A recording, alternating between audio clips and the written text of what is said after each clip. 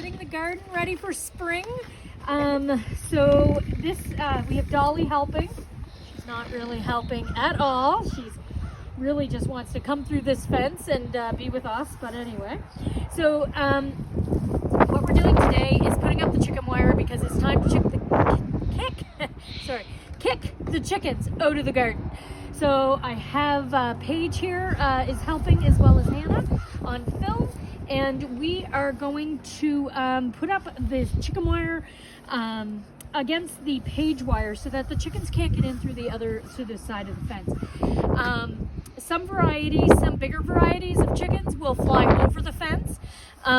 So you want to watch those flighty leghorns, ones like that.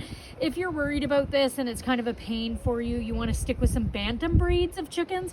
They don't fly as much or as high, and they kind of stick lower to the ground and won't be as enticed to try to get in your garden.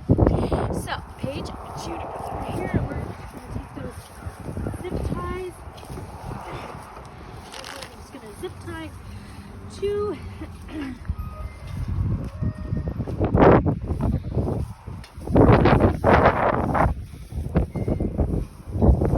So I'm going to get Hannah to come over here for a minute and zoom in.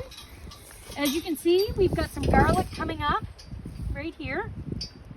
So we've got some garlic. So we're watching where Paige is stepping any more, and we will be ready to go. So this is why I don't want the chickens in the garden anymore.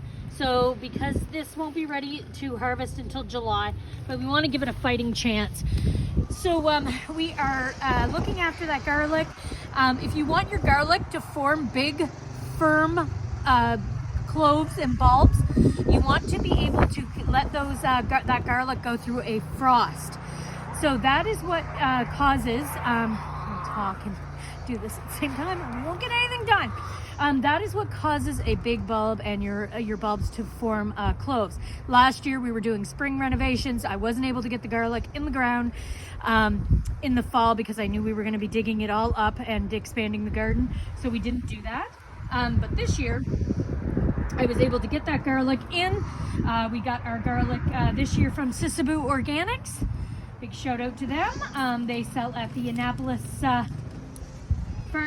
Royal Farmers Market, and they were a great supplier of hardneck garlic bulbs for me. So we have those in the ground. We got those in the ground in right about the 1st of November, and we're going to let those stay in there until July. We'll harvest them in July. We'll hold back some of our biggest and best to produce for to use for seed for this fall again. So again, if you want your garlic to form nice big firm bulbs, you want to get that in the ground in November. However, it is not too late to plant your soft neck garlic. You can still get that in the ground in April. You can pop that right in, and it will still grow. You'll still get bulbs. I'm still using my garlic because I did plant garlic last year. I just did it in April, and we'll still be able to use that. We still use that in all our cooking, and I will have enough to just last us until July when this hardneck garlic is ready. So the best part about hardneck garlic is that it does store well. It is a much better sort of seed garlic, so it can be used better as seed. It stores well once it gets that nice papery film on it. All right.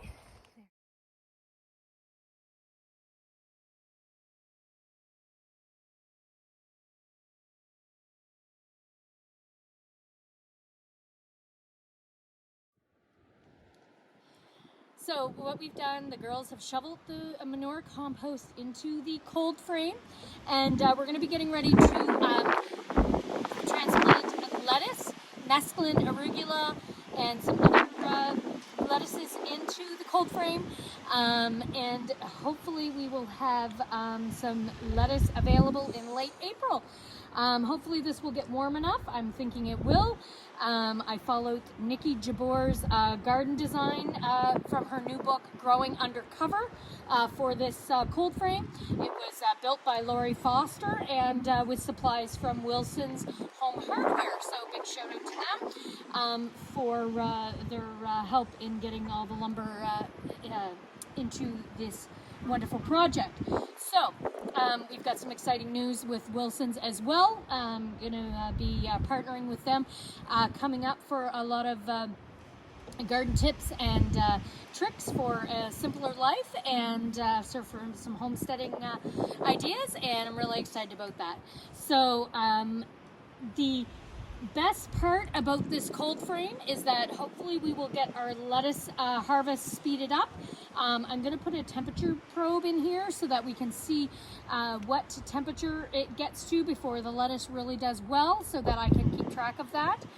This is a new project for us, trying to garden into more of the seasons. But look at this beautiful compost. So this is compost, manure compost that has been, do you want to zoom in on that a little bit? That has been composted for a year in our compost pile, and it is beautiful, beautiful soil. So I'm excited to see how that grows and does in this trial. So anyway, so there's always things to do this time of year. You can get gardening. We put up that chicken fence. So now that is all done to keep the chickens out of the garden, because we don't want that fresh chicken manure in the garden. From now on, we only want composted manure.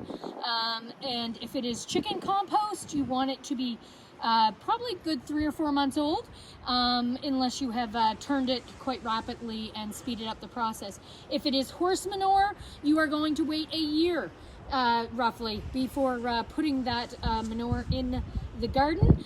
And for all other manures, you can pretty much wait 4 or 5 months. So we have a huge pile that we'll be tackling that we piled high last September, and is ready to go in the garden shortly, and that will kill off all the hayseed and the weed seeds, and that will make a beautiful, beautiful, lovely manure for the garden. Take care, everyone.